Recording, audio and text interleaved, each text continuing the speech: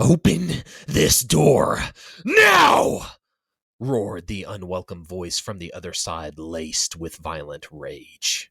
Meredith cowered in the corner of the bathroom, unable to call for help after leaving her phone in the other room. She wasn't expecting to hear the front door open since her husband was out of town. Yet it did. She had called out, but instead of hearing the comforting response of her husband, who she hoped had come home early to surprise her, the heavy and quick footsteps of an unknown stranger up the wooden steps sent her into the bathroom without thought. She had now cornered herself, and the panic set in. Meredith was too big to get through the window. Her cries for help would go unanswered as the nearest neighbor was out on another late-night binge, and there was nothing she could use as an effective weapon in such a small bathroom. The woman didn't know what to do, so she now remained tucked into the corner beside the toilet, watching the door bend and shake and slowly break. "Go away! Please!" She yelled and screamed for help. Never in her life had she been so terrified. And the worst part? There wasn't a thing she could do about it.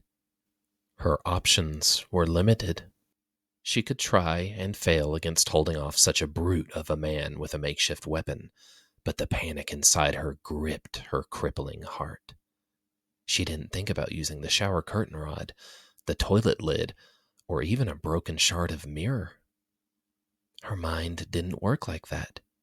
She wasn't a fighter.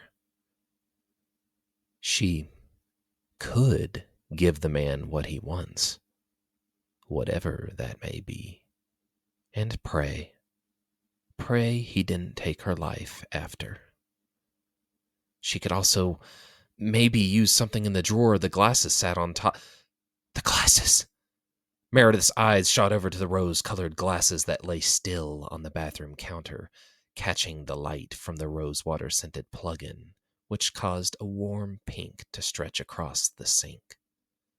The woman recounted when she first bought the glasses in a store when she and her husband were visiting Portland. It had been a neat, charming little shop disguised as a house. Or maybe a house disguised as a shop.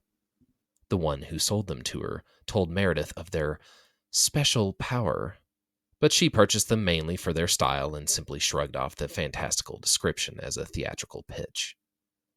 Yet, when she tried them on in the car ride to meet up with some friends, she nearly wrecked from the experience. "They make the world so much more beyond what any human can possibly imagine," the seller had told her.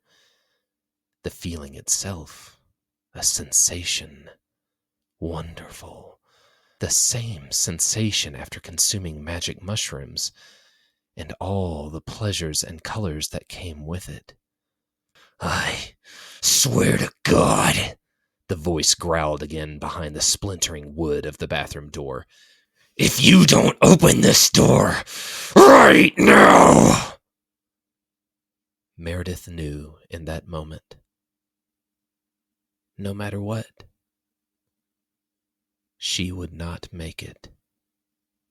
So if she couldn't run, if she couldn't fight, she could at least hide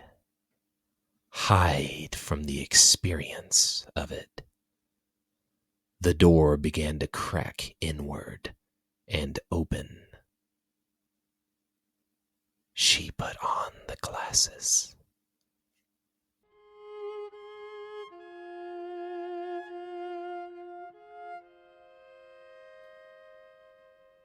The world was bright, colorful, radiant.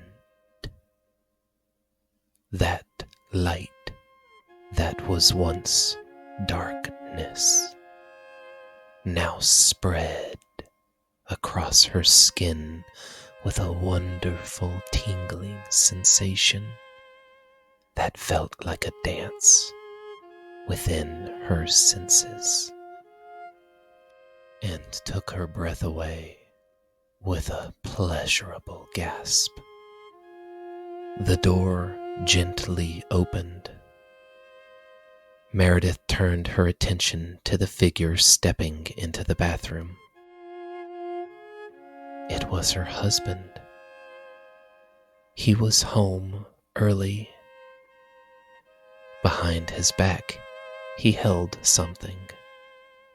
And when he stepped forward, the reflection in the mirror spoiled the surprise.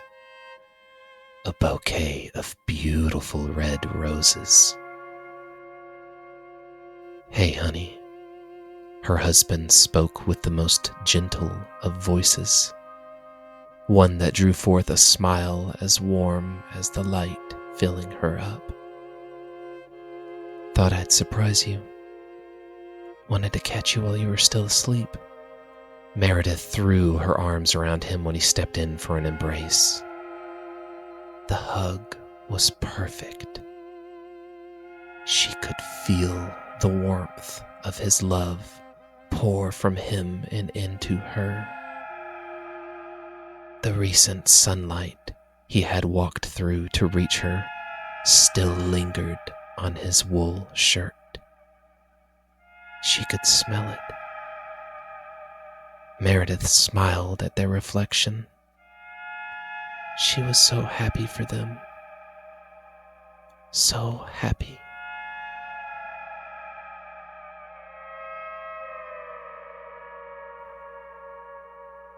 "I missed you," she spoke with the lightest of whispers, before pulling back as her husband went in for a kiss.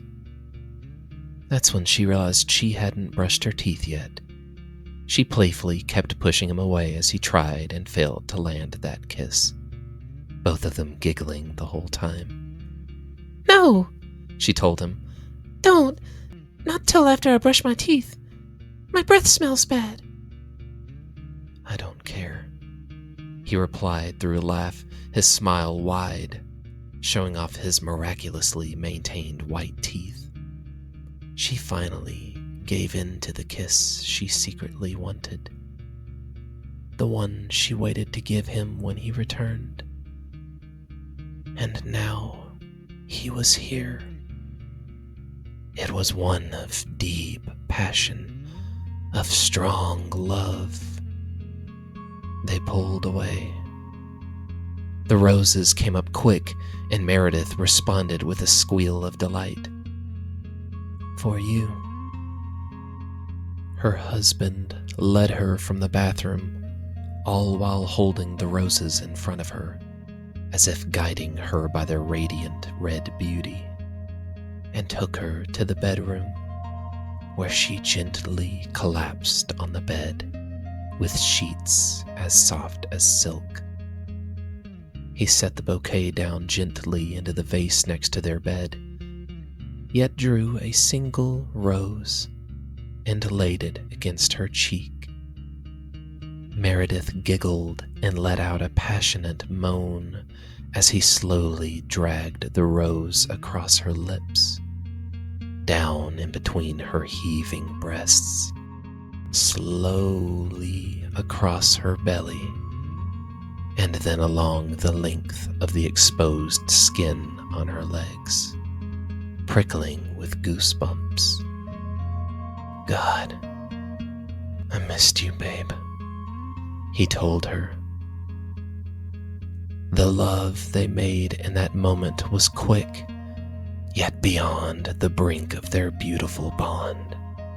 Nothing withheld.